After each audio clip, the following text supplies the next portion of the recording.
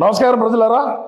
వచ్చినాడు బొమ్మన కరుణాకర్ రెడ్డి హిందువుల మధ్య చిచ్చు పెట్టేదానికి, హిందువులను రెచ్చగొట్టేదానికి. సరే ఏంది చిమరాజా ఏమైంది అంటే, చంద్రబాబు నాయుడు గారు ఒక మాట మాట్లాడినాడంట. ఆ మాటకు మళ్ళా బొమ్మన కరుణాకర్ రెడ్డి ఒక ప్రెస్ మీట్ పెట్టి దాన్ని మళ్ళీ ఒక చిన్న షార్ట్ వీడియోగా చేసి మన అఫీషియల్ పేజీల్లో వేశారు. ఇంతకు చంద్రబాబు నాయుడు గారు ఏం మాట్లాడినారు, మన బొమ్మన కరుణాకర్ రెడ్డి గారు ఏం మాట్లాడినారు అనేది ఒకసారి మనం విందాం ప్రజలారా. విన్న తర్వాత మనం వీడియోని విశ్లేషణ చేయాలి. ఎందుకంటే ఖచ్చితంగా మనకు అందరు ఓట్లు కావాలా. మన అన్నను ప్రధానమంత్రి చేయాలంటే అందరూ ఓట్లు వచ్చేనే అవుతాడు. ఏం మన సామాజిక వర్గము ఒకటే వచ్చే కాడు మీద.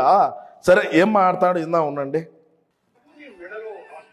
శివుడి తల మీద పాముంటే ఏం చేయలేవు ఒకసారి అదే అనుకుంటున్నారు. నేను తప్పకుండా శివుడి తల పైన పాముంటే నమస్కారం పెట్టి శివుడికి దాన్ని బయట తీసుకొచ్చి పాముని ఏం చేయాలో అది చేస్తామని చెప్పి కూడా నేను మీకు తెలియజేస్తున్నా. ఏం చెప్పినాడా?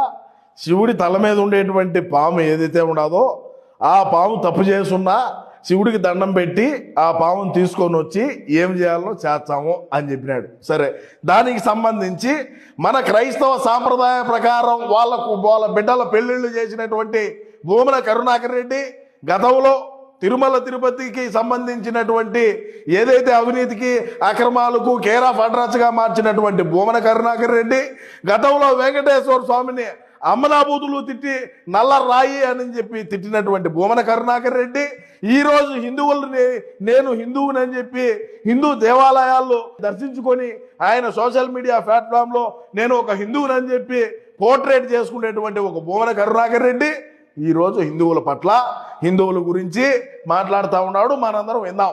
మీరు కూడా విని మీ అభిప్రాయాన్ని తెలియజేయండి. చెప్పునైనా